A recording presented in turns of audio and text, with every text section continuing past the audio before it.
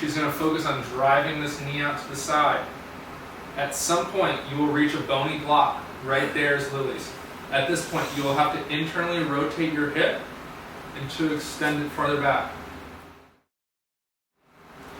Hello and welcome again to Casa de Swell, where we are going to bring you tips and tricks for how you can work out at home while getting great results with minimal equipment. Today we're going to be going over Standing Hip C.A.R.s. C.A.R.s is an acronym standing for Controlled Articular Rotations, which is essentially just saying that we're going to take your hip through a circle and we're going to do it standing. One thing to think about here is that you are going to be standing on one leg, and this is going to be difficult. So I would find a wall or something to hold on to before you start doing this. Okay. So with this, Lily's going to do it, I'm going to talk you through it. You're going to grab something. Close. We always talk about stability, okay? No. We want to maximize our movement here and only here. And in order for us to do that, in order for those muscles that affect the hip to do their job as best as possible, everything else needs to have tension.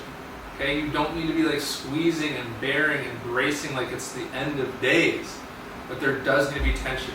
Okay, you can't just be like lackadaisically resting on this foot. The other foot needs to be in the ground. This arm needs to have tension so that her upper body is locked in.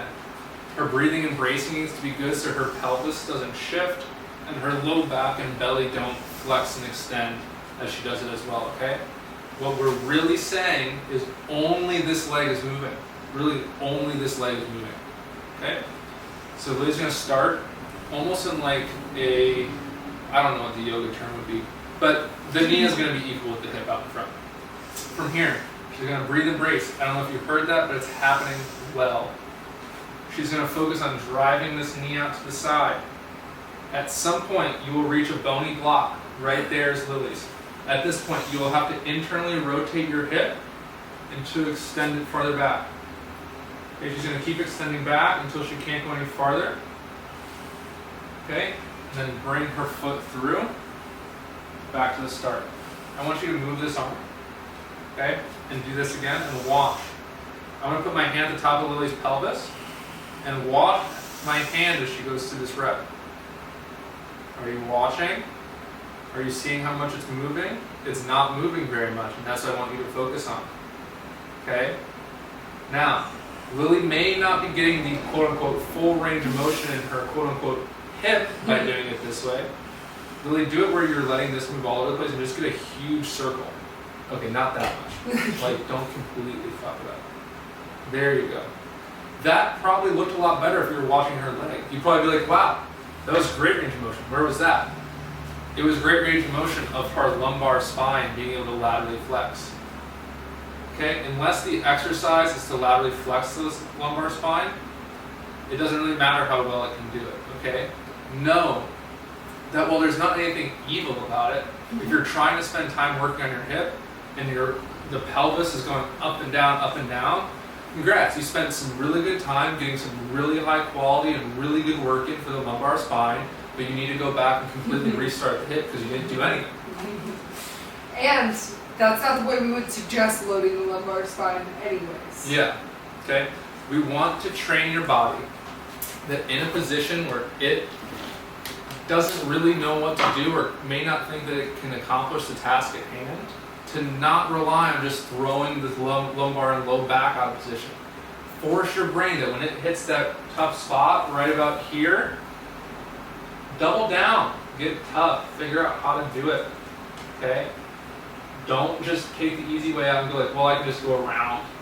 Don't go around, go through that difficulty, because through that difficulty is a whole lot of progress on the other side. And a good feeling hip. And I just want to give you a visual before we close out. Here's your spine, here's your pelvis.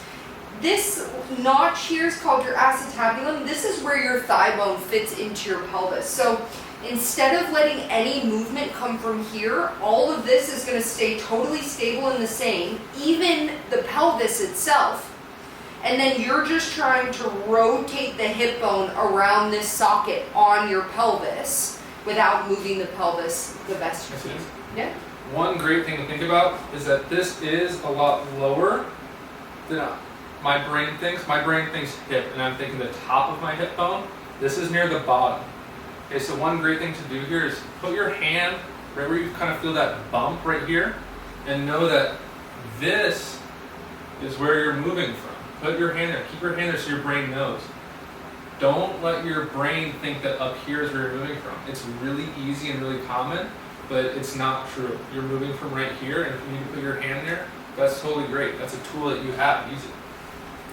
Have fun and enjoy getting your hips actually moving well.